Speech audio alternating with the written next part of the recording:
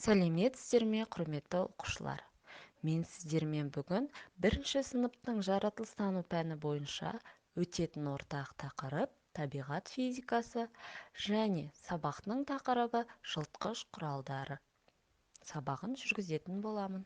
Сабақтың мақсаты жылыту жабдықтары мен құрылғыларын анықтау, қоршаған әлем құбылыстары, үдерістері мен нысандарын зерттеудің қажеттілігін түсіндіру. Бағалау критерийлері жылыту жабдықтары мен құрылғыларын анықтайды. Қоршаған әлем құбылыстары, үдерістері мен нысандарын зерттеудің қажеттілігін түсіндіреді.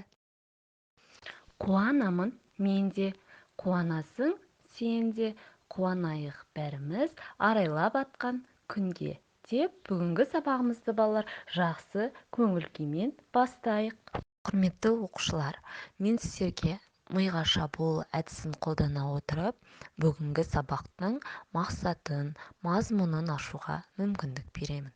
Ендеше жұмбақты мұқият тыңдап, шешуін табуға тырысыңыздар.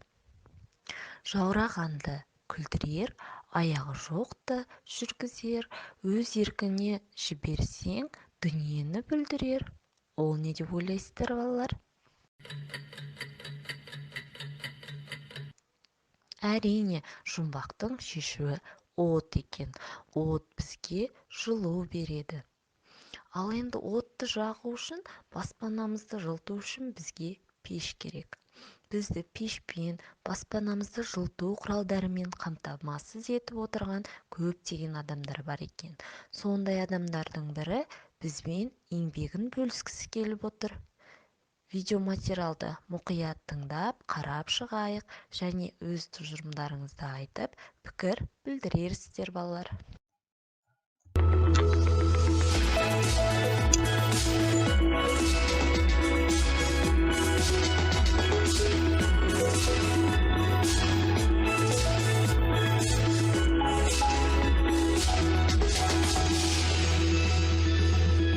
Мен үйлерге жылу беремін.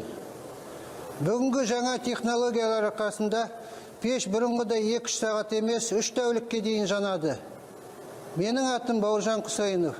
Мен пеш жасау маманымын.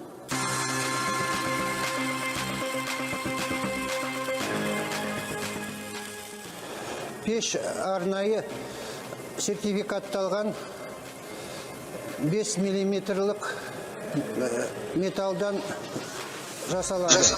Біздің пештерге аз көмір кетеді. Бықсып жатады біздің пештерде көмір. Анау бұрынғы пештерде астынан жаққанда бүкіл көмір жанады. А бұнда үстінен бастап астына жеткенше бықсып жатады.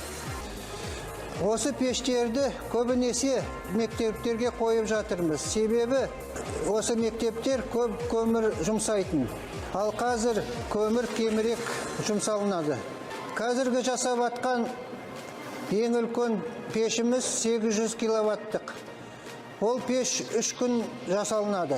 Бұл пеш 8000 шаршы метрлік ғимаратты жылыталады. Біздің пештердің қолдану мерзімі кем дегенде 10 жылға жетеді.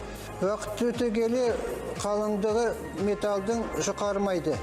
Себебі сырты мен ортасының арасында жылы су болады. Осының арқасында металл күйіп кетпейді. Мен халықтың қамын ойлап, өз жұмысымды барынша тыңғылықты істеуге тырмысамын. Себебі мен қаншама пеш құрастырсам, соншама баспана жылу болады деген сөз. Бірінші тапсырмаға назар аударыңыздар. Бірінші тапсырма анықта. Суреттерді сипаттайық. Бірінші суреттегі егеш пен эвриканың іс-әрекетіне назар аудар. Екінші суреттегі іс-әрекетінен нені байқадыңыз? Суреттер несімен ұқсас? Айырмашылығы неде екен, балалар? Жарайсыздар, балалар, өте жақсы жауап бердіңіздер. Әрине, адамдарға жылу қажет. Біз жылуды сезіп, қабылдай алады екенбіз. Екінші тапсырмаға зер саламыз. Үйдегі жылу. Қыс мезгілінде үйде немесе пәтерде жылытқыш құралдарды не үшін қолданады деп ойлайсыздар? Дұрыс айтасыздар балалар. Өте жақсы жауап бердіңіздер.